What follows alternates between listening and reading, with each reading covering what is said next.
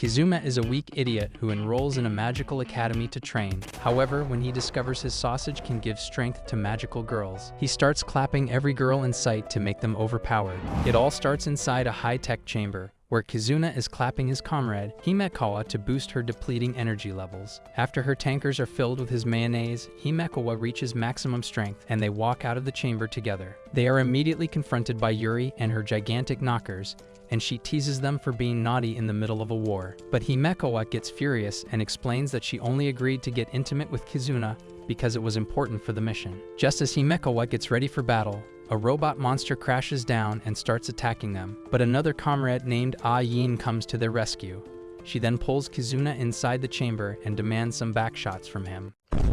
Kizuna is hesitant at first, but Yin claims that she needs to unlock her maximum strength in bed to win this battle. Before Kizuna started to use his pickle as a power bank, he was on a train, recalling how his mother dumped him like a garbage bag when he was young. Suddenly, he receives an email from his elder sister, Rari, informing him that he is now admitted to Ataraxia Academy, a defense facility that has been training people to fight against the alien invasion. The following day, Kizuna arrives at the academy and asks Rari why he is here despite having bad grades. But when Rari claims that she needs him in his heart hybrid gear immediately, Kizuna reluctantly agrees to help her. While heading to the headquarters, he gets lost on the way and notices Yin staring into the distance. However, when she notices him glaring at her melons, she immediately confronts him. After roasting Kizuna's noodle arms for an entire minute, Ayina introduces herself as a student from Class 2A and tells him to get on his knees and worship her.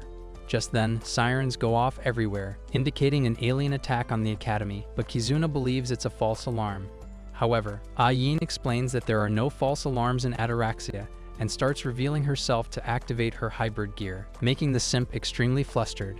However, Yin reveals her fighting armor called Zeros underneath and activates the transformation. But before she marches into the battle, the system informs her that her battery is running low and asks her to be careful. Suddenly, a Magitech robot charges right towards them, so Yin pulls out a dumb-looking gun, and the fight begins. In just a few seconds, the entire academy is on high alert, and the border defenses are also activated. When Kizuna catches up with Yin, she explains that attacks like this are common in the academy and urges him to get back to safety. While Yin leaves to fight off the alien robots, Kizuna remembers how his mother called him an absolute failure with no talent. Determined to prove her wrong, Kizuna tries to activate his heart hybrid as well. But just then, a giant Magitech robot creeps up behind him. The monster prepares to vaporize this loser, but a well-rounded Heckawa comes to his rescue, wondering what an outsider is doing in the middle of a war zone. Just then, another Academy warrior named Yuri arrives and starts mocking Heckawa for being naughty in the middle of a battle. But Heckawa dismisses the accusation, and the girls fly off, telling him to get back to safety. Meanwhile, Yin has been cornered by robot monsters and a giant enemy mothership. But before she can defeat the robots, her heart hybrid runs out of battery, and she falls straight into the ocean. Seeing this, Kizuna remembers how his sister always believed in him and decides to activate his heart hybrid called Arrows. He then lunges into the air and grabs Yin, only to crash land into the forest. Seeing her in a battered state, Kizuna tries to shake her awake, but just then, Rari calls him using Yin's communication system and tells Kizuna to apply pressure on Yin's milk containers if he wants to save her life. Kizuna gets paranoid about this bizarre revival technique, but Rari explains that this is a standard practice and asks him to follow her lead. He then examines Yin's body like a doctor from Thailand and also inspects every curve and corner available. Just then, Kizuna hears a massive blast nearby, and realizing they have no time to waste, waterboards himself with her floodgates to speed up the process. Yin finally regains consciousness, but Rari orders him to continue fondling with increased grip strength. As Yin gets up feeling energized, he explains that the heart hybrid gear is charged by the power of love. When Kizuna asks Yin if she is okay, the girl takes a quick glance at herself and throws a powerful punch at him, launching him into the air. Yin believed that he was being a creepy simp, but she realizes that her body feels lighter, and her hybrid count is back to its maximum capacity. While Kizuna lies unconscious, Yin calls Rari for more information, but just then, she notices a swarm of robot monsters in the sky and activates her Zeros once again. She then marches right at them and takes out a giant Magitech before exterminating the entire squadron in just a few seconds. While Kizuna watches her in awe, Yuri and Heckawa join her in the sky, but the enemy mothership retreats. They ask Yin how she was able to fight so viciously, and Yin looks to Kizuna for answers. Meanwhile, the principal and the high commander of Ataraxia, Rary, declare that they've taken the first step, and even though they are far from their goal, the dream of retaking the lost world has now become a reality. The following day, Rary addresses all the students about the history of alien invasion. 15 years ago, a wormhole appeared in the skies everywhere, allowing countless otherworldly beings from different dimensions to enter Earth. Since the human military factions were no match for their alien technology, they suffered a humiliating defeat. Rary explains that the wormhole vanished 2 weeks after the invasion, and at first, the danger seemed to have passed. But the portals opened 6 months ago and started wreaking havoc, allowing only a few people in ocean floats to survive. Rary adds that the invasion is still happening, and during this time, they have developed a modern weapon called heart hybrid gears that are capable of fighting the otherworldly beings. As the High Commander of Ataraxia, Rary announces their elite fighting crew called Amaterasu, comprising Yuri, Heckawa, Yin, and the limpy loser Kizuna. It turns out that Rary has found a way to make the heart hybrid gears even stronger using her brother's gooning abilities. She then shows everyone a video of Kizuna fondling Yin, making Heckawa furious, as she is the leader of the Academy's disciplinary committee. However, Rary claims that Kizuna was successful in restoring Yin's heart hybrid by pleasuring her, and asks all the members of Amaterasu to do lewd things with Kizuna if they want to increase their powers. The crowd goes nuts hearing this, but Rary adds that anyone interested in joining Amaterasu must get frisky with her brother. The next day, Kizuna is woken up by a naughty Yin, who wants to get her bread chopped to increase her power. Kizuna gets embarrassed and tries to refuse, but suddenly, they are interrupted by Heckawa, who accuses him of being a serial womanizer. Yin claims that she was the one who jumped on top of his monster truck, but Heckawa has had enough and transforms into her Neros form. Yin also activates her Zeros, and the two get into an intense fight, resulting in a massive explosion. All the other girls in the class gossip about how the commander allowed a boy to live in the girls' dorm, but they realize they are too stupid to go against Rary. Hearing this, Yuri tells them not to judge Kizuna by his appearance because he might be packing a bazooka underneath. When Kizuna finally enters the classroom, Yuri approaches him and offers herself in exchange for increasing her heart hybrid capabilities. Just then, a small girl named Sylvia enters the classroom and informs Kizuna that the commander wants to see him. Sylvia then takes him on a tour of the academy, where Kizuna sees a picture of his mother, Nayuda, who was the founder and lead contributor in developing the heart hybrid gear.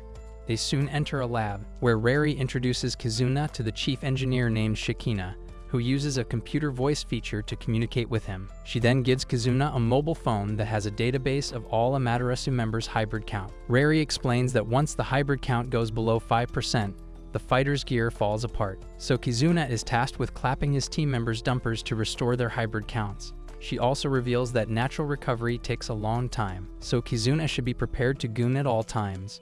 While he listens in utter disbelief, Rary declares that the fate of humanity now rests on his shoulders and also appoints him as the captain of Amaterasu. Sylvia will act as his assistant at all times, and the girl seems to love this fatherless behavior on campus. Later that day, Amaterasu is tasked with their first mission to gather data from a nearby island and bring it back safely. She then tells Yuri to be careful because her hybrid count is at 20%. But the blonde fighter assures Rary that the island is totally safe. Moments later, they arrive at the island and set up their machines to collect data, which will take a few hours to complete. So Yuri drags Kizuna away from the other girls to collect samples and also get to know each other. As they chat, Kizuna reveals that he has never been in a fight before and admits feeling a little overwhelmed. But just then, a massive portal opens in front of her, and a giant Magitech walks out of it. Yuri immediately gets into position and activates her heart hybrid gear called Kuros, and with one strike, defeats the Magitech. While Kizuna tries to contact the others, they realize that all communication has been cut off, but just as they prepare to leave, they notice a platoon of Magitech walking out of the portal. On the other hand, Ayik and Heckawa are trapped inside an alien dome, and none of their attacks seem to work against it. Yuri tells Kizuna to regroup with Aika and Heckawa, and he dashes away like a total buffoon. But he realizes that Yuri's hybrid count is dropping rapidly and gets worried about her safety. A few moments later, Yuri's count has dropped to 6% and her gear is about to fall apart. But just then, a grade Magitech called the Draggery emerges from the portal. Yuri desperately fires her weapon at the monster, but she realizes that her hybrid count has dropped to 4%, causing her gear to fall apart. To make matters worse, the Draggery prepares a lightning beam to eliminate her, but Kizuna channels a shield in front of her and takes the hit. When the blonde asks why he risked his life to save her, Kizuna tells her that he cannot let his teammates suffer alone. He then extends his arms to tickle Yuri's unga bungas, causing her eyes to glow and her dumpers to release fluids. In just a few seconds, Yuri's hybrid count reaches its maximum capacity, and Kizuna loses his consciousness. But when he opens his eyes, he is shocked to find that Yuri is up against the massive Dragori, and she defeats it with a single powerful attack. This enables Ayin and Heckawa to be free from the alien dome, and the connection between the two groups is also restored. While the girls ask for details, Yuri happily reveals that she experienced a climax and managed to activate her heart hybrid with Kizuna. Heckawa seems to be disgusted by this information, but Ayin feels jealous that Kizuna's sausage was hijacked. Back in the Academy headquarters, Shikina reveals how dangerous the island has been lately, and Rari blames herself for sending Yuri into the battlefield without assessing the threats properly. Later that evening, Kizuna goes back to his room to find Ayin on his bed, demanding some friction immediately, but Yuri barges into the room, hoping to practice jujitsu with him. As Ayin and Yuri argue about who gets to spread themselves first, Heckawa walks into the room, resulting in a heated battle between the girls. Following day, Ayin is practicing fighting the Magitech in the Academy compound, earning admiration from everyone watching her. But when Kizuna praises her skills, Ayin gets annoyed because even his compliments are rotten, like the sacks below his belt.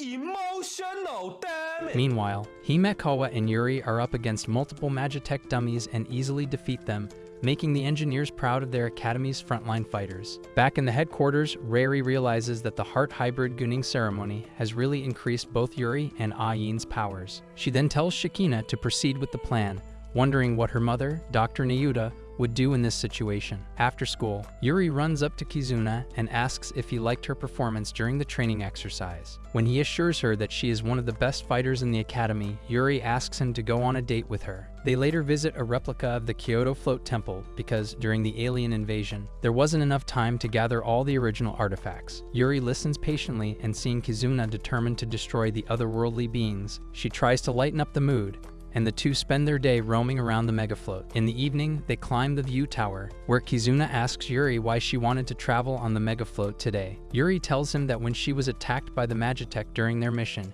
she thought she was about to die. But when Kizuna saved her and even performed some lewd activities on her sacred temples, she decided that she would make the most of her life and experience everything, like falling in love.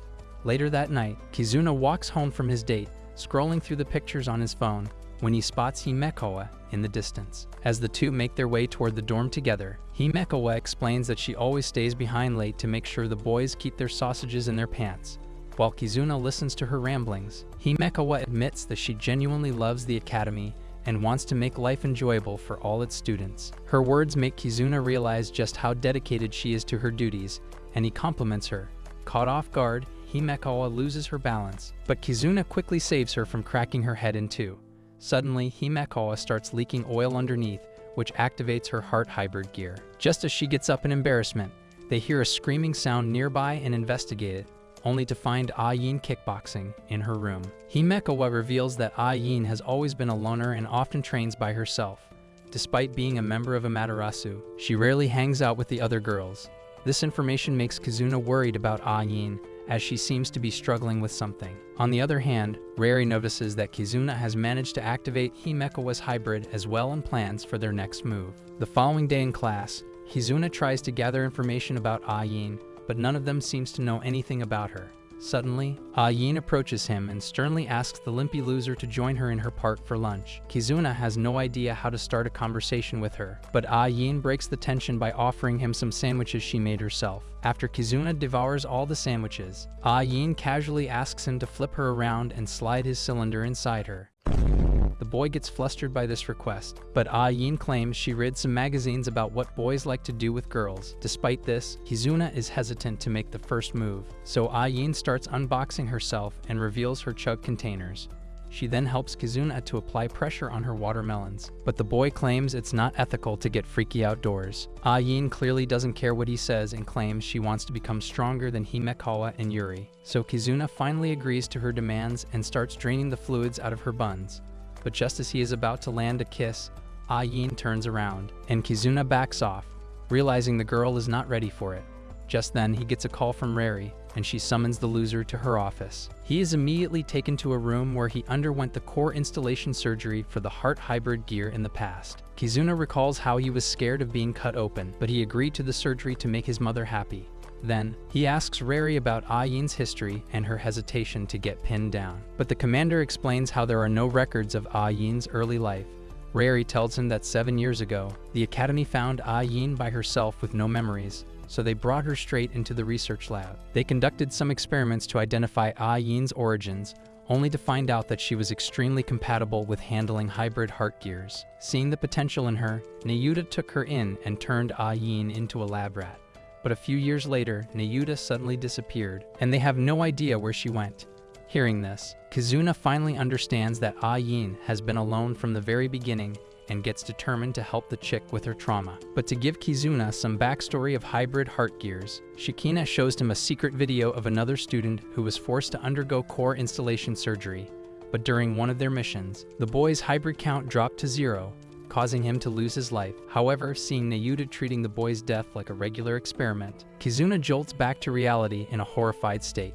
He is notified that if the hybrid count of any Amaterasu member drops to 0, they will lose their life, and no one except Kizuna knows about it. Realizing that there's a ticking time bomb installed in their body, Kizuna reprimands Rary for her lack of humanity.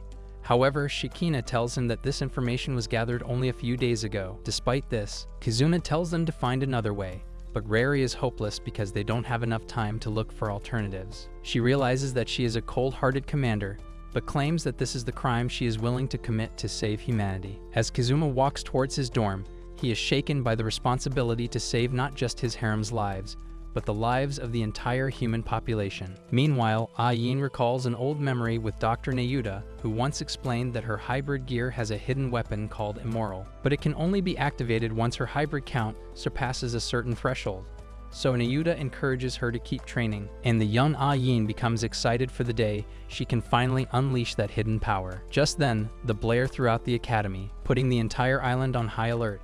When Kizuna rushes to headquarters for an update, Rary informs him that the enemy forces have surrounded the area. Furious that Rary sent the girls into battle alone, Kizuna demands an explanation. But the commander tells him they must act strategically and asks him to stay calm. Meanwhile, the girls take their positions for battle, and Rary commands them to focus on the large alien mothership. She explains that they must destroy it before it gets close to their megafloat. As Yuri launches her attack, Heckawa and Yin follow suit, and together they manage to subdue an entire fleet of alien robots. But even amid the chaos, Yin seems distracted, still wanting to become stronger than her teammates.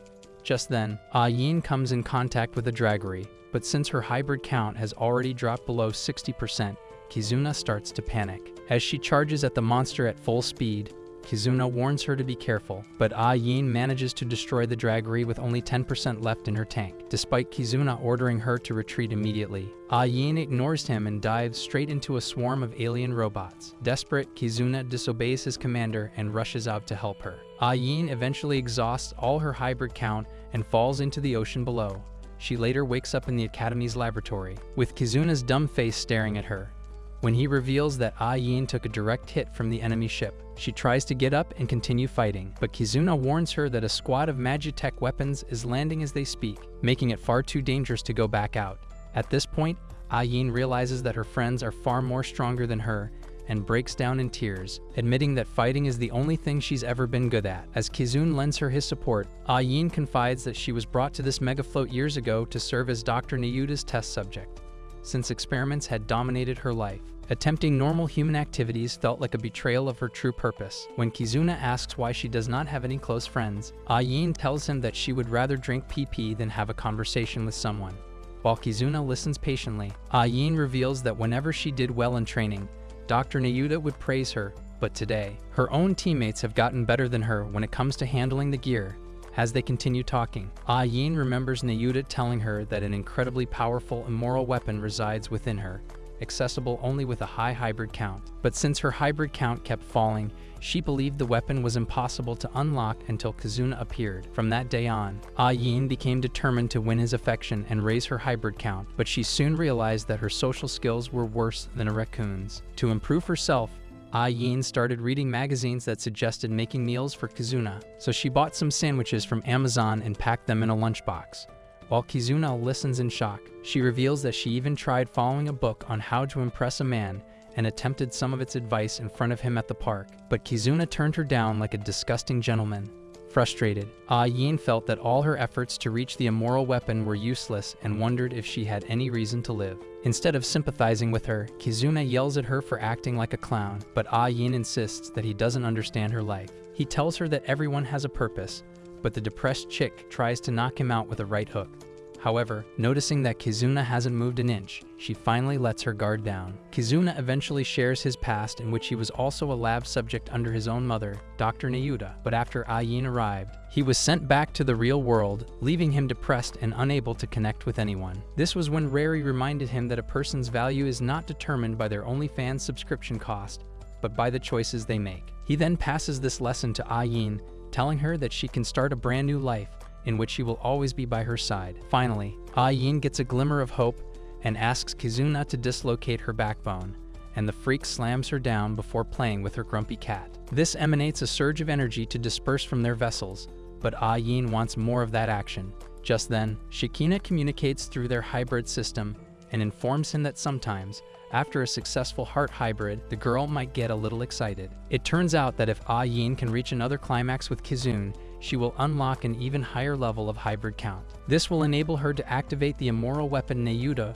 was talking about 7 years ago. Kizuna immediately gets ready for action and starts experimenting with his tongue, resulting in yet another explosion of hybrid energy in the laboratory. Meanwhile, Yuri struggles on the battlefield, barely holding her ground against the alien robots, but Yin arrives with moist legs as a much-needed reinforcement. Furious that her teammates were being pillaged, she activates the immoral weapon pulverizer and prepares to attack the enemies. While it loads like a Windows computer, Kizuna buys up time by taking down the approaching units, leaving both Yuri and Heckawa shocked at the sudden surge of Yin's power. A few hours later, Yin finally unleashes a massive beam from her weapon, obliterating the entire alien robot army. With the battle finally won, the Academy holds a celebration that night to celebrate their victory. Meanwhile, Kizuna seems lost in thought, so Yin meets him on the balcony and shares that she has been experiencing fragmented memories ever since they got frisky in the laboratory. She describes her visions of seeing a beautiful lake surrounded by mountains, a bustling city with bright lights, and a massive mechanical clock. But before she can get into some bedtime fantasies, Heckawa and Yuri show up, and they start arguing about who gets to sniff Kizuna's sausage that night. Being the rational one, Sylvia tries to mediate the conversation, but Kizuna tells her to let him enjoy the sight of birds fluttering. Meanwhile, inside the control room, Shikina notices a critical detail in the battle footage and informs Rary that one of the alien attackers appeared to be a human being, and the person was also wearing a heart hybrid suit. In a flashback, while Heckawa is guiding people out of their hometown, she notices an orphan, grabbing her teddy bear with tears pouring down her face. Seeing this, Heckawa assures her that she will defeat the enemies and protect all the people, making the girl incredibly happy. Meanwhile, Kizuna is inside the women's bathroom, preparing for a hot bath. Turns out he was granted the entire hot bath that night by his sister, and he happily entered the steamy room, but he ends up locking eyes with Heckawa, with her headlights and bumper on full display. She immediately hides her shame and yells at Kizuna for being in a woman's bathroom, but before he can explain his case, Heckawa activates her gear called Neros, resulting in an explosion in the bathroom. The following day, the two report the incident to Rary, who calmly admits that she wanted her students to be unboxed in the same bathroom, hoping to activate Heckawa's hybrid heart powers. Despite this, Heckawa continues to yell at Rary for her lack of common sense, but the headmaster reminds her that her hybrid heart count is extremely low. In a fit of rage, Heckawa walks out of the office, wondering how anyone could enjoy Kizuna's company. But she suddenly remembers the time he saved her from a nasty fall. Later, all the students are informed that all the world's megafloats have lost communication with one another. Heckawa is busy wondering which direction Kizuna's flagpole tilts, while the freak is determined to save all his harems if necessary. Moments later, Kizuna finds himself in the Academy's warehouse, where Rary shows him a new virtual simulator she's been developing. The machine can create any kind of environment, enabling the Amaterasu fighters to engage in realistic mock battles. However, Rary wants Kizuna to use this simulator to attract his team members and give them the time of their lives, while also activating their hybrid heart powers. Since the simulator can also learn from the player's desires, Rary appears in a bunny outfit, freaking out her brother to the core. Kizuna then invites Yuri as his first victim and changes the environment to an adult-themed room. As soon as their outfits change, Yuri gets in the mood, and she plants herself on top of Kizuna's sausage. Suddenly, the simulation puts her in a blindfold and handcuffs to make it more enticing for the heart hybrid activation. So Kizuna quickly squeezes the containers dangling in front of him, resulting in a golden aura emitting from their bodies. In just a few minutes, the heart hybrid activation is completed and Yuri collapses on top of Kizuna like a sick dog. Later that evening, Heckawa notices two students trying to get naughty in the academy compound and quickly stops them, since she is the leader of the disciplinary committee. Just as she is thinking about her miserable life, Kizuna shows up and asks if she'd like to engage in a virtual gagging ceremony. But before she can answer, Sylvia comes running in with her test results. Seeing the girl get outstanding grades, Kizuna pats her head and praises her, but Heckawa uses this opportunity to get away from Kizuna and his virtual fantasies. The next day, Rari calls every Amaterasu member into the war room and briefs them on a faint radio signal coming from Guam, an island that once housed a major US military base. Their new mission is to locate the source of that signal, and Yin declares she's ready to obliterate any enemies with her pulverizer this time. Yuri warns her that firing the immortal weapon will sap her energy completely, but Yin brushes it off, saying she'll just let Kizuna's golf stick rub against her to guarantee mission success. However, Yuri counters that it's her turn now and asks Kizuna to give her some nights to remember. But this ends up starting yet another argument among the girls. Shortly afterward, the Amaterasu team heads out for Guam, leaving Shikina and Rari wondering whether the mysterious signals were transmitted by Dr. Nayuta herself. When the Amaterasu team reaches the float, Kizuna and Heckawa begin scanning the city for samples, while Yuri and Yin sweep the abandoned Anderson Air Force Base. After some James Bond-type maneuvering through the ruins, Yuri and Yin discover the base is completely devoid of intelligent life, though they soon locate an ancient communication console blinking and beeping in a dark room. At the same time, Kizuna and Heckawa patrol the streets on foot, where Heckawa spots a small teddy bear lying in the road, and the sight instantly drags her back to the promise she made years earlier to rescue a terrified orphan. Suddenly, a strange sound interrupts them, and upon investigation, they stumble upon a blue-haired woman calmly sipping tea on top of a mound of rubble. Heckawa immediately assumes she's a stranded civilian and vows to get her to safety. But the woman rises with her tremendous-looking containers, introduces herself as Aldea, and without hesitation engages her heart hybrid gear. Stunned, Heckawa demands to know which nation she serves, but Aldea answers with pride that she hails from the Empire of Balantis, a power that already controls half the world. Despite her human appearance, Aldea fights for the invaders and launches a barrage of razor-sharp pebbles at the pair. Heckawa counters instantly, yet every strike she lands is effortlessly deflected, and she quickly realizes this Balantis chick is far stronger than she ever anticipated. The distant clash draws Yuri and Yin racing over as reinforcements, but Aldea's eyes light up the moment she spots Yin. Since her hybrid heart pulverizer gained enough publicity in the Balantis world, Aldea wants to have a conversation with Yin about her abilities and true origins. But since the Amaterasu squad keeps pressing the attack, Aldea summons an enormous three-headed dragon to eliminate them. This is the same beast that obliterated the Tokyo float in Heckawa's watch, so she charges straight at it, while her teammates regroup and pour fire into the monster. However, their combined effort barely dents the dragon's armor. At this point, Kizuna realizes that the fight is unwinnable, so he tells the girls to retreat. As Amaterasu leaves, Aldea smiles in relief, as her own heart hybrid was running critically low. Back at the headquarters, Shikina briefs the team on Aldea and her unique heart hybrid gear, Ziru, which lets her teleport through space. Yin suddenly connects the dots and realizes that Aldea was the one who trapped her and Heckawa inside that dome. Kizuna also chimes in, claiming that Aldea serves the Balantis Empire, which lies on the other side of the portal. As the group wonders what this might signify, Shikina drops another bombshell.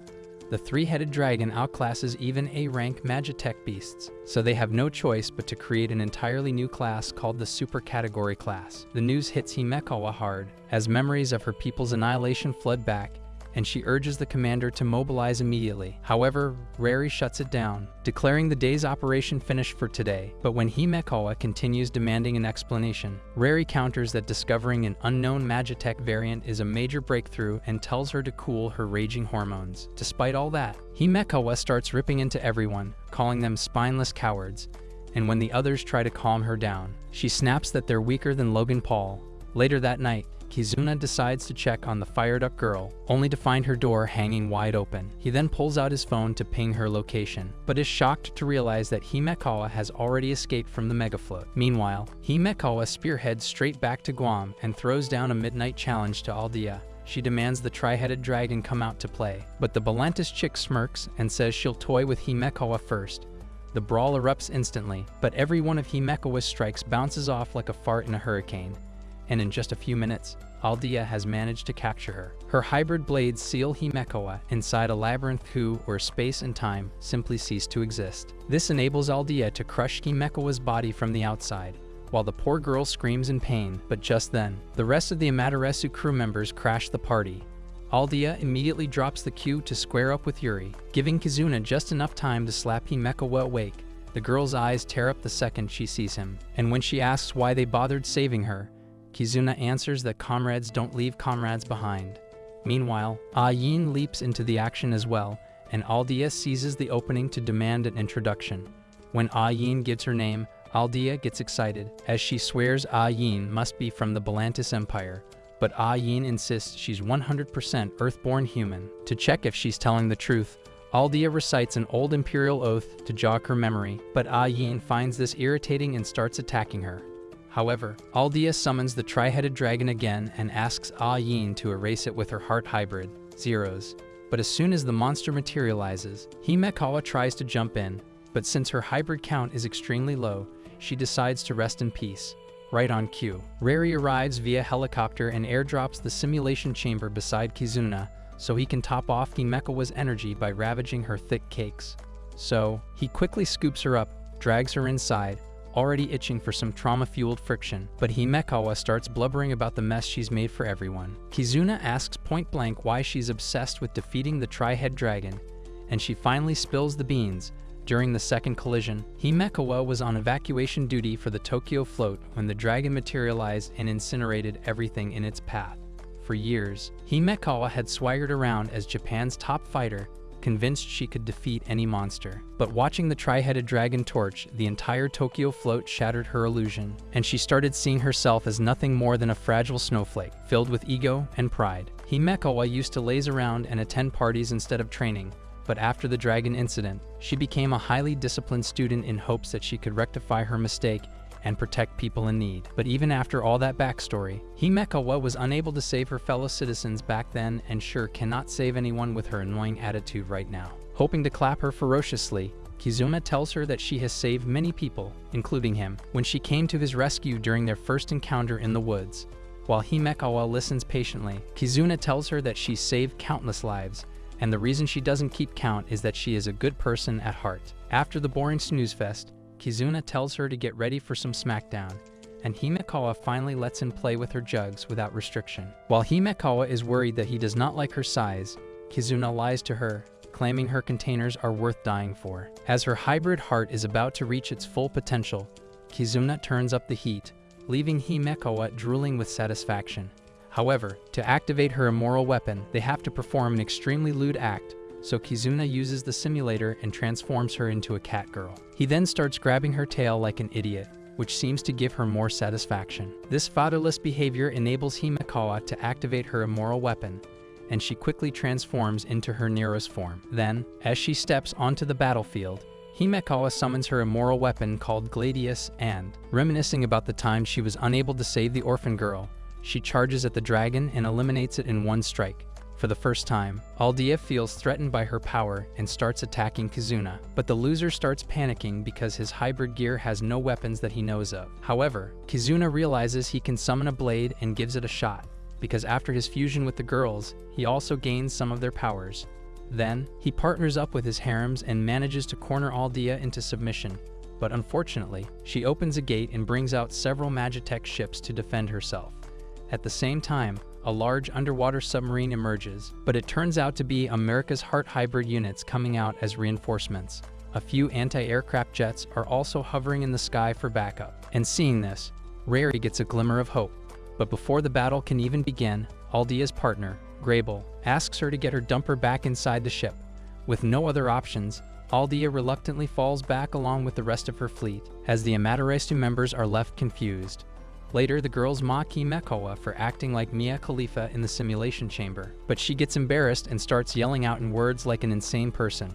But just then, they are interrupted by the arrival of the American Heart hybrid units. Being an American citizen, Yuri greets the red-haired chick as her friend, Scarlet, but the girl tells Yuri to stay away and that she will never forgive her. Later that night, Yin has a strange dream where she's in a magical place with dark, evil energy hanging far off in the distance. She's wearing a fairy outfit, and when she reaches out to touch her reflection wearing a Zero's outfit, the mirror shatters.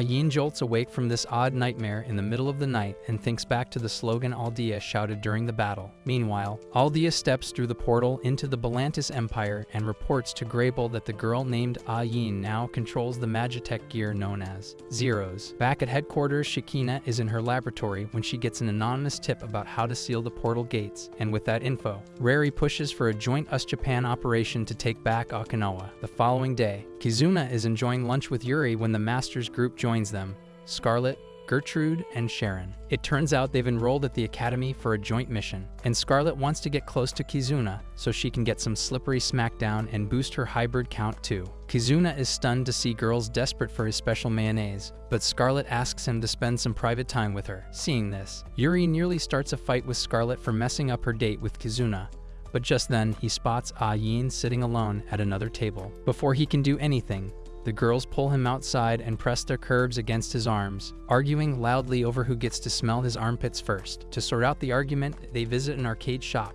where they box against each other, play shooting games, and even compete on the dance floor, but the friends always tie somehow. Even when both of them are soaked in sweat, they keep wanting to go on with the contest. But soon enough, they calm down and head to a clothing store to try on some revealing swimsuits. Kizuna is surprised that even the swimsuits match in color, but right then, Scarlet pops open Yuri's swimsuit and drags Kizuna into a different changing room. She then pins him against the wall like Undertaker and tries to talk him into playing around with her, and a few seconds later, she drops into a position that most guys love. While Kizuna freaks out at how direct she is, Scarlet starts recharging her hybrid gear, but just then, Yuri walks in and catches them in the act. A few moments later, the three sit down for a talk. But Yuri can't stand Scarlet being there and decides to walk out. Kizuna assumes that she and Scarlet must have been good friends in the past, since they have the exact same score in every game.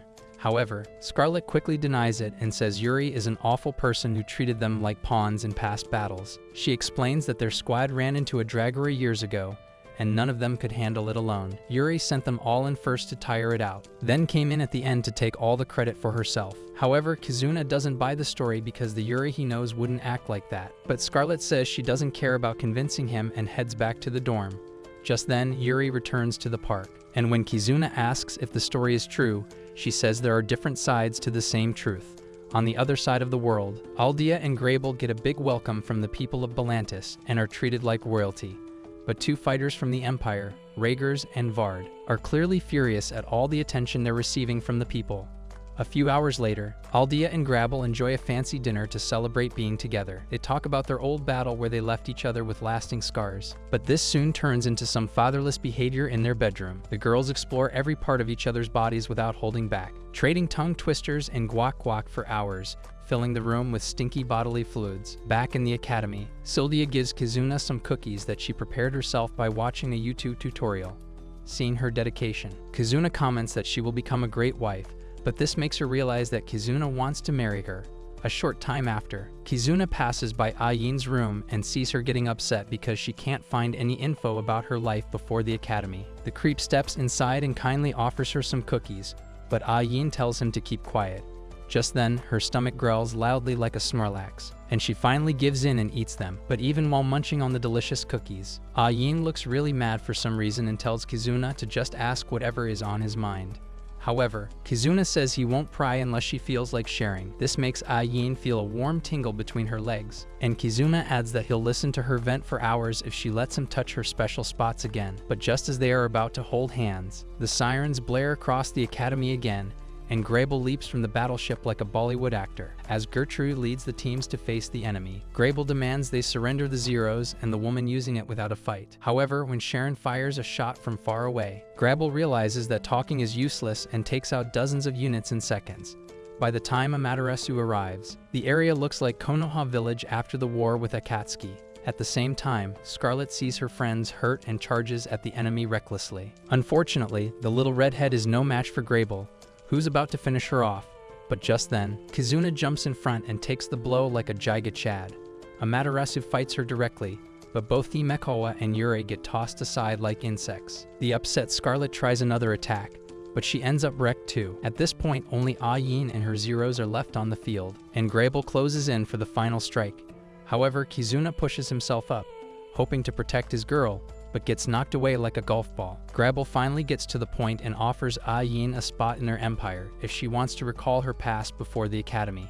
On the other hand, Kizuna forces himself to fight Grable again, but just then, she notices her energy is low and quickly retreats, planning to return for Zeros next time. But as soon as she leaves, Kizuna passes out from sheer exhaustion and injuries, so Rari orders her staff to send rescue teams on the battleground right away. A few weeks later, Shikina briefs the squad about all the damage caused by Grable. Since the battle took place in a commercial area during a public holiday, they got lucky because only a few soldiers lost their lives that day. Just then, Kizuna enters the room with big energy, and everyone is thrilled to see him after his recovery. With everyone from Amaterasu gathered for a briefing, Rari explains that Grable is far stronger than Aldea, and that it's pretty clear she was after Yin and her heart hybrid gear Zeros for some unknown reason.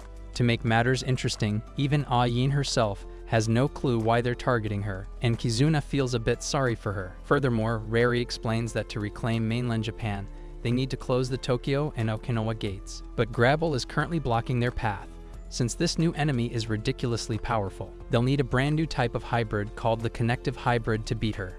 Nobody in the room has ever heard of that, so Rari clarifies that for a fighter to achieve that state, Kizuna basically has to smash two dumpers at once. Yuri seems to love the idea of a combo smackdown, but Heckawa is completely against it.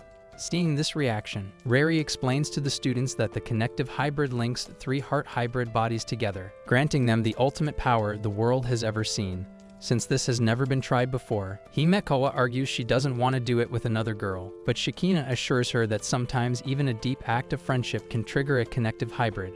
Apparently, the only way Amaterasu can beat Grable is by fusing their lewd powers together like a bunch of stray dogs, creating what could become a legendary, immortal weapon. Hearing this, Kizuna decides to clap Yuri and Scarlet first, knowing they share a solid history and a robust pair of juggernauts. Meanwhile, Scarlet and Sharon stand outside Gertrude's hospital room, as the poor girl was badly injured by Grable a few days earlier. Just as Scarlet starts blaming herself for Gertrude's condition, Kizuna calls her through the comms and asks her to meet him for a new training exercise. Scarlet agrees, but she was not prepared to sit in a bathtub with Yuri and Kizuna. She gets flustered sharing a bath and covers herself with her hands, but Yuri slides closer to Kizuna and presses her containers against him just to tease Scarlet. Her idea works flawlessly, and Scarlet jumps right into his lap. From above, Yuri joins in too, and the three practically turn into a human sandwich as Kizuna cuddles them both. This dumb act of rubbing three bodies together causes a blinding light to burst from their vessels,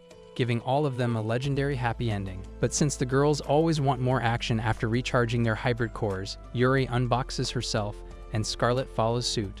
However, Scarlet somehow loses her balance and falls right into Yuri's lap, making the situation even more awkward. Yuri, of course, assumes it was intentional and recalls how Scarlet used to follow her everywhere and call her senpai. Just then, the simulation chamber starts showing flashbacks of when they were close friends, and Kizuna reveals that he asked Shikina to load those clips to reignite their lost friendship. Seeing all their memories and emotions replay before her eyes, Scarlet is hit by nostalgia and hugs Yuri, realizing she's not the kind of person who'd betray her comrades. On top of that, Kizuna clears up their main misunderstanding, assuring Scarlet that Yuri had no idea a drag race would show up that day. Finally, Yuri shares her side of the story. It turns out the enemy had launched missiles in a densely populated area, and Yuri didn't want her squad to witness the massacre, which is why she sent Scarlet and the others ahead. However, Yuri admits that while she didn't use them as pawns, she did take the credit for the final blow and used it to rise as America's best fighter during the war. Despite that, Scarlet remembers how Yuri got hurt fighting other enemies and still risked her life to rescue her, which helps Scarlet forgive her. With their emotional baggage finally at rest, both of them turn their attention to Kizuna, who gives them a finger special until their sprinkler hydrates the entire room. After the climax, the three of them successfully achieve a connective hybrid and are ordered to launch an immediate operation to defeat Grable. Meanwhile, Grable and Aldia await Amaterasu's attack and are greeted by Ayin, who's taking on the magic tech weapons all by herself. She asks Grable why she offered to take her to Batlantis, but before she can answer, Yuri and Scarlet crash the party. They send Ayin to guard the entrance and bombard Grable with dozens of homing missiles. Aldia blocks them easily with her shield, but Yuri whips out her immortal weapon for the first time and charges forward. Aldia blocks again, but this time, Yuri has gained immense power from her knockers and ends up knocking out her shield, while Aldia goes down unconscious. Grable emerges from the smoke completely unscathed and vows to use her full power against them. She then draws her own immortal weapon and fires a massive beam, but Kizuna arrives just in time to block it. Recognizing him from their previous encounter, Grable powers up once again, but Kizuna activates a new mode in his gear and takes the fight into the sky. With this mode, Kizuna is basically unbeatable, as it looks like he's carrying an entire military unit in his back pocket. As the two clash mid-air, it looks like Grable might actually break through his shield. In that desperate moment, Kizuna manages to summon Scarlet's homing missiles and blasts her away. As they both free-fall, Kizuna is caught mid-air by Scarlet, and even though Grable is badly injured, she's more worried about Aldia's safety. So she carries her partner and yeets themselves out of there, giving Amaterasu the chance to close all the Okinawa gates. With the battle finally won, Yuri and Scarlet can't stop praising Kizuna for his bravery, while Heckawa still can't believe he slept with two girls at the same time. On the other hand, Ayin drifts off in her own thoughts, wondering what her true identity is. A few days later, Shikina explains that two megafloats, one from Japan and one from America, are currently guarding their coastal cities. However, Rari has bigger ambitions. After liberating Guam and Okinawa, she plans to move on to the Japanese mainland and orders the Amaterasu squad to prepare for a massive operation, with Tokyo as their next target. Later, Kizuna presents his ideas for the cafeteria menu to a class of boys for the upcoming school festival, but none of them seem even remotely interested in his ideas. Realizing that the boys need a little more motivation, Kizuna shows them a hologram of the Amaterasu girls, without any coverings or covering their identities. Kizuna explains that he created these images using the data from the simulation room and even shows them a heat graph of the most sensitive areas. In a girl's vessel, the presentation turns the entire class into a collective brick wall, and Kizuna continues explaining how location also plays a major role in making a girl comfortable. At this point, the boys wonder if Kizuna is some kind of ladies' superstar, but the loser himself couldn't care less. To make things worse, he even shows them recorded footage of when he clapped Heckawa in the middle of a battle. But before anyone can finish drooling, Heckawa storms into the classroom in her narrow suit, scares the life out of the degenerates, and turns the entire class into a charcoal mine. Meanwhile, Rari watches the whole festival through the security cameras and sees Heckawa chasing Kizuna for his ridiculous stunt. Later, the bruised-up Kizuna runs into Yuri, who points out that the bandage on his face actually looks kind of cool. However, he shrugs it off since he doesn't want to embarrass Heckawa further. She immediately berates him for his classroom nonsense, but nobody at this school cares about degeneracy anymore. However, they then mention it's time for their music rehearsal, and that Ayin is missing. Kizuna double-checks if they searched all the major hangout spots, and when the girls insist they have, he volunteers to find Ayin himself and bring her back to the festival grounds. On the way, he runs into Gertrude, who's still recovering from her fight with Grable and now moves around in a wheelchair. After checking on her, he asks if she's seen Ayin, but the poor girl can barely see past her left racket. Moments later, Kizuna stumbles upon a group of girls rehearsing a horror movie scene, but they freak out at the sight of this creepy guy and start screaming like over-caffeinated programmers. Just then, Sylvia pops out pretending to be a ghost and runs into Kizuna. He immediately decides to use her as a replacement for Ayin if she doesn't show up. Sylvia has never refused Kizuna's orders, so after thinking for a few seconds, she agrees to join the Amaterasu band. As Kizuna continues his search, he meets the Academy's top engineer, Momo, who forces him to test a new railgun prototype she's been working on. Unfortunately, the cannon is still in beta, and it blows up right in Kizuna's face. After searching every corner for Ayin, Kizuna finds Shikina in a private booth selling moist magazines featuring pictures of him and the Amaterasu girls. But when he asks if she's seen Ayin, Shikina silently scribbles on a notepad saying she has no clue. Later, Kizuna checks out Scarlet's maid Calf, hoping Ayin might be there, but the girl is literally nowhere to be found. It turns out that the cafe was just another useless distraction, so the hopeless Kizuna ends up sitting by a window, waiting and hoping Ayin will appear. Meanwhile, on the other side of the world, Grabble is chained up and labeled a traitor for attacking Earth without permission and keeping information about Zeros to herself. With the punishment complete, Zelshinon, the ruler of Batlantis, declares it's time to attack the mainland and reclaim Zeros, even if it means destroying the entire float. Despite the risk involved, Grable makes a bold statement, telling her boss that civilians should not be harmed. This causes Zelshinon to raise an eyebrow in shock, and she orders her men to punish Grable by hanging her up like a Thanksgiving turkey and whipping her until her skin practically disintegrates inside her body. Grable tries her best to endure it, holding on to the belief that Aldea will come to save her. But her hopes shatter completely when she learns that Aldea has already been brainwashed into Zelshinon's loyal lapdog. After extracting some crucial information from Grable, Zelshinon gathers a squad of underdog villains from earlier to invade what they call Lemuria and retrieve the power of Zeros. But just as she's about to depart, Zelshinon is stopped by Dr. Nayuda and her assistant. Back on Earth, it's concert time, but Ayin is still missing, so they decide Sylvia will take the stage instead. Kizuna finally gives up searching, only to find Ayin sitting alone in an empty classroom. He asks why she looks so down, and Ayin reveals that all the memories she's recovered so far suggest she doesn't belong to this world. The confusion is eating her alive, so she tells Kizuna to refrain from clapping her anymore. But Kizuna wants to help her break free from her trauma, and tries to convince her to give it one more chance. As the concert kicks off on stage, Kizuna starts draining the fluids from Ayin's airbags, but during this euphoric chaos, she begins having flashes of fractured memories from her past. Ayin has no idea what's happening to her, and it looks like she's suffering intensely. But before Kizuna can comfort her, Rary contacts him and reports a massive enemy attack on the mainland, ordering him to assemble a battle squad immediately. Just a few minutes later, as Amaterasu's fighters soar through the sky to face the enemy troops, Kizuna is stunned when he spots his mother, Dr. Nayuda, standing aboard the enemy battleship. As Kizuna lands on the enemy battleship to confront his mother, nobody can understand why she has appeared after so many years. Nayuda greets her son like a business partner, leaving Kizuna completely baffled, while Yuri wonders if they should step in. Heckawa believes it is better to let Kizuna handle this one on his own. Inside the enemy battleship, Dr. Nayuda reveals that it has been 7 years and 21 days since she last saw Kizuna, and explains that she had to go to the Batlantis Empire to complete her research. But Kizuna is not about to let her off the hook so easily, demanding answers to all the questions piling up in his head. When he asks what she is doing on an enemy ship, Nayuda calmly replies that she is simply conducting fieldwork. At that moment, Kizuna flashes back to his last encounter with his mother and claims that there are a lot of things he needs to clear up with her. He asks her to return to Ataraxia, but Nayuda refuses, saying her research is still incomplete. At this point, even Rary breaks through the comms, angrily demanding to know why she is helping the enemy. But Nayuda tells her she cannot reveal sensitive information to a bunch of idiots. That was Rary's last straw, and she orders Kizuna to abduct his mother, but it turns out that he has been talking to her hologram the entire time. Her own blood is begging her for answers, yet Nayuda only tells them to come to Tokyo if they want to see her in the flesh, then disappears faster than your salary on payday. As soon as she leaves, the squad is attacked by an annoying-looking creature called Ragers and her Magitech pilot, Demon.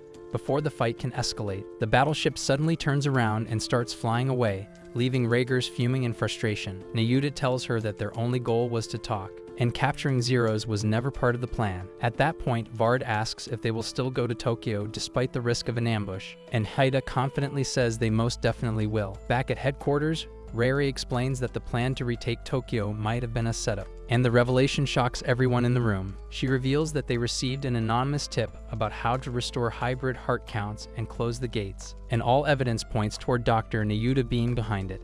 But even though Tokyo might be a trap, they have no choice but to go since there are no other loose ends. Ayin sternly says she will follow orders no matter what, then leaves the room, haunted by the painful memories that resurfaced after getting clapped by Kizuna. Meanwhile, Rary tells Kizuna to pick a new Amaterasu member because they need more firepower to win this war. She is aware that whoever he chooses will be risking their life, and hands him a list of qualified candidates so he can decide who to tap next. After a thorough examination, Kizuna approaches Sylvia and asks her to become a heart hybrid pilot, since she has the aptitude for it. Sylvia is thrilled at the opportunity, but Kizuna advises her to think carefully because the mission could cost her life. However, the girl misunderstands his concern as a lack of faith in her abilities and dramatically runs off without giving an answer. Kizuna eventually catches up to her and explains that he simply does not want anyone he cares about to die. Sylvia reveals that she has always wanted to join Amaterasu so she could search for her parents, who went missing in London, and begs Kizuna to let her join. Seeing the determination in her eyes, Kizuna takes her to the simulation chamber and shows her the core he is about to install in her. Without hesitation, she tells him to go ahead and do what he must. Later, as Sylvia rests, Kizuna vows to protect her and everyone else with any means necessary. The day before the mission, Momo arrives with anti-magitech rifles and railguns for the Master's group, and Scarlet is confident that with this weaponry, they can reclaim Tokyo. Meanwhile, Kizuna notices Yin staring out at the sea and reminds her that it is time for her daily dose of friction pumps. But the girl tells him that she will never let him near her vessel again. Yin admits it was a mistake to cry in his arms over a weird dream and insists that she will be fine on her own, though deep down, she is only saying this to make him stop worrying. Elsewhere, Heckawa tells Yuri that she was initially scared of returning to her hometown, but Kizuna made her feel at home even in the middle of a battle.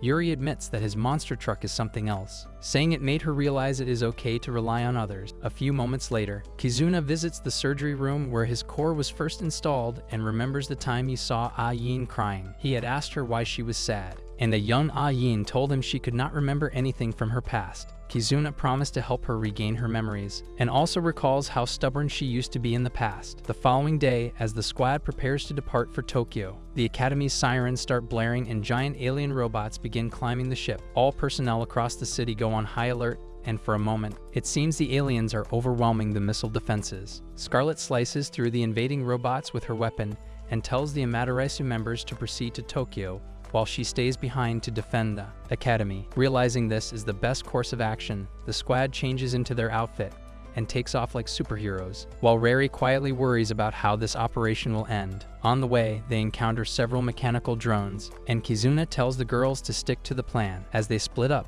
Kizuna flies extremely close to the ocean and notices how the sky is filled with enemies. This makes him realize that staying low is the safest approach, so he dives into an abandoned train tunnel to avoid detection. Once inside, he plants signal points throughout the city, allowing the tech team the headquarters to receive coordinates from Tokyo. Finally, Rary can deploy the sealing units to close all the gates, and the Master's group is sent to escort them. On the other side, Kizuna emerges from the tunnels onto the main street, bracing himself for a city swarming with alien robots. Instead, he is shocked to find a lively metropolis full of cheerful people going about their day as if nothing were wrong. Some people are even lining up to buy groceries and Christmas decorations. For a moment, it feels like the alien invasion never happened, as if all the destruction and chaos were just a bad dream. But that illusion shatters instantly when Kizuna hears someone call his name. Looking up, he spots his mother, Nayuda, standing on top of a building with her assistant Vard. Frustrated, Kizuna demands that his mother stop playing games and explain what's really going on. Since Tokyo was supposed to have been destroyed 7 years ago, he cannot understand how everything is suddenly back to normal. Seeing him lose his mind, Nayuda finally ends the illusion, and within seconds, the city returns to its true form, ruined and lifeless. She then explains that she used magic to show him a reflection of what Tokyo once looked like. Despite this explanation, Kizuna still notices people in the streets smiling and celebrating, completely unaware of their surroundings. So Nayuda clarifies that the illusion magic only excluded him, meaning everyone else is still trapped inside her artificial dream for eternity. While Kizuna listens in disbelief, Nayuda casually explains that the phenomenon allows her to absorb people's life energy, which she converts into magic and sends to Batlantis to manufacture an iPhone. Nayuda explains that she plans to extract life energy from every country, turning the entire planet into an enormous energy harvesting farm. Enraged by her callousness, Kizuna yells at her, demanding that she stop playing with innocent lives. He begs her to return to Ataraxia and teach them how to remove the cores implanted in their chests. But Nayuda admits that she doesn't know how because she didn't create the cores in the first place. According to her, the heart hybrid gears are rare artifacts from another world, and she merely built a system that allows ordinary humans to channel their life energy through them. Realizing that he might never be able to save everyone, Kizuna breaks down for a second before lunging at Nayuda in anger. But right as his punch is about to connect, Vard catches him like a basketball and slams him into a nearby building with inhuman strength. At that moment, Rhaegar's arrives with reinforcements, forcing Kizuna to retreat so that innocent civilians aren't caught in the crossfire. He then lures the enemies to a deserted area where an intense battle begins. Just as he's backed into a corner, the Amaterasu squad arrives to support him, and the real fight kicks off. Meanwhile, the Master's squad is busy sealing the gates when they detect a massive surge of magical energy and prepare to defend their equipment. On the other side of the battlefield, Rhaegar's overpowers Heckawa and Yuri in a matter of seconds, leaving Yin to face her alone. Yin throws everything she has at the enemy, pushing her gear to the limit, but she's clearly outmatched against his medium-sized milkers. But when Rhaegar prepares to deliver the final blow, a bright white beam shoots from the sky, striking Rhaegar's and interrupting the attack. A new mech descends from above, piloted by Sylvia in her freshly installed heart hybrid gear Taros. She confidently tells Kizuna to stand back and promises that she won't let anyone harm her friends. Despite being new to combat, Sylvia fights with incredible precision. Her attacks are fierce, and one by one, she lands direct hits on Rhaegar's, damaging her robot and injuring her face. At one point, Rhaegar stumbles, unable to comprehend how a rookie could possibly defeat her. Humiliated and furious, she declares that she would rather die than lose to a mere amateur and activates her mech's self-destruct mechanism. Sylvia quickly ejects Rhaegar's from her machine, but it's too late because the robot launches vertically and detonates, creating a massive explosion capable of erasing the entire region. From the control tower, Rhaegar watches helplessly, knowing there's no way to stop the blast. But Sylvia refuses to give up and activates her immortal weapon called Titania. Within seconds, Sylvia summons a colossal divine figure in the sky, surrounded by a glowing coffin-shaped void. This massive construct generates a gravitational field strong enough to consume the explosion itself. Within seconds, the devastating blast is absorbed into the void, neutralizing the threat completely, and Sylvia saves millions of lives with a single, breathtaking maneuver. In the meantime, Mayuta is observing the spectacle with intrigue, taking notes alongside Vard. She claims that she looks forward to meeting her son again, but on the battlefield, the situation is completely different. Before the squad can catch its breath, new Magitech weapons appear on the horizon. Seeing that the Amaterasu members are completely drained, Rhaegar decides to send them a portable simulation chamber for an emergency pump and dump scheme. Since Heckawa's hybrid count is the lowest, Kizuna takes her in first, while Yin watches from outside, quietly jealous of her. Even in the middle of a heated battle, flashes of Kizuna's champagne popping run through her mind, making her cheeks burn with embarrassment. Meanwhile, inside the chamber, Kizuna focuses on restoring Heckawa's energy through physical synchronization. Their bodies move in sync, and the simulation chamber glows with the rising energy output. When Heckawa's synchronization is complete, she and Kizuna exit the chamber, only to be greeted by Yuri teasing them. She jokes that Heckawa always takes forever to recharge and wonders if she's more versatile than Bonnie Blue. However, Heckawa gets flustered and claims that she only participates in these acts because it's vital for the survival of humankind. Before anyone can respond, Yin approaches him and drags him back inside the simulation chamber. Her tone is serious this time, and she wants Kizuna to dislocate her back, claiming it's the only way to activate her immortal weapon. Just then, the room transforms into a classroom, and it seems Yin's fantasy is to be filled with mayonnaise in class of all places. Kizuna doesn't waste time explaining her strange fantasies and immediately starts draining her energy containers, completely ignoring the other students walking past them. While the entire class sits quietly, Kizuna feels satisfied. After all, Yin's fantasy has always been about overcoming her fears. Just as they are getting frisky, the teacher calls Yin to the front to solve a problem, and for a moment, Yin becomes mortified because her dumpers are visible from a certain angle. However, the embarrassment strangely excites her, which ends up boosting her hybrid count. Outside, Yuri contacts Sylvia to check on her, only to discover that she too has fallen under Zelchion's mind control. A few moments later, Yin complains that she needs to go for a quickie and can't hold it back any longer. But the sadist in question transforms the entire room into an auditorium, with the entire academy facing right at them, eager to see Yin spraying from between her legs. Even though she is about to hit climax, Yin can't seem to concentrate, as a storm of emotions surges inside her. However, when Kizuna tells her that everything will be fine as long as they are together, Yin finally lets loose. This sends her into a whole other reality for some time. But when she wakes up, Kizuna tells her that her climax hybrid failed. Yin's first instinct is to blame herself for interrupting the process multiple times, but Kizuna tells her that's not true.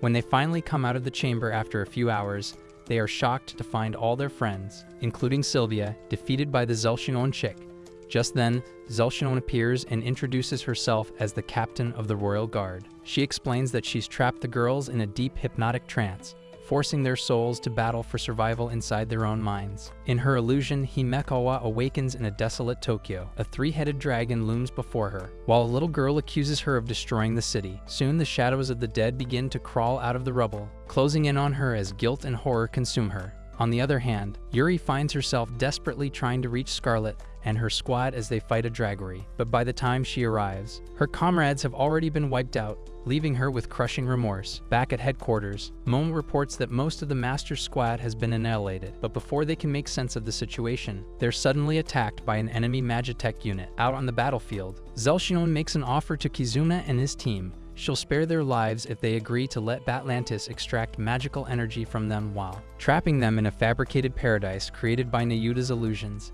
However, Kizuna refuses, declaring that it's better to live in a painful reality than surrender to a beautiful lie. Amused by this response, Zelshun turns to Yin and asks if she even knows where her core truly came from.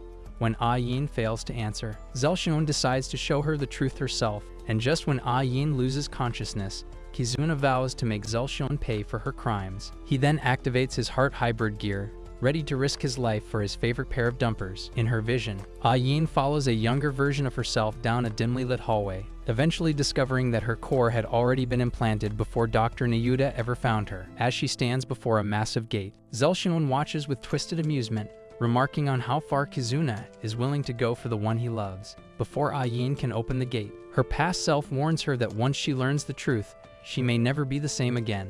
Yin hesitates at first, but then remembers Kizuna offering her his hand long ago, rekindling her resolve. Meanwhile, Kizuna is being overwhelmed on the battlefield by waves of Magitech units. Despite the exhaustion, he forces himself to keep fighting. Zelshun, impressed by his persistence, decides to reward him by lashing him until his gear shatters into smithereens.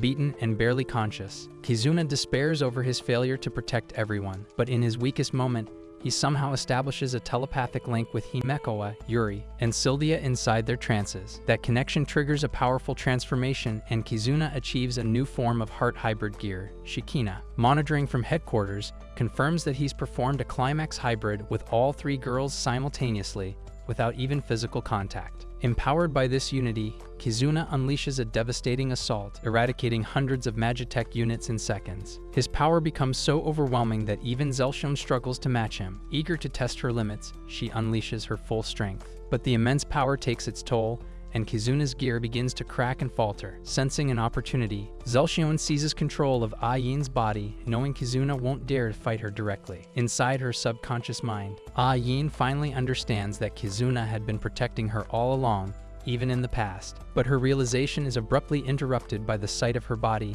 now under Zelshun's control, attacking Kizuna. Terrified, she rushes to open the door and regains control of her body the instant she steps through. Her energy surges beyond its limits, and even her hair turns into a stupid shade of pink like Jigglypuff. At this point, Zelshun lunges to stop her, but Kizuna protects Yin, giving her the space to ascend.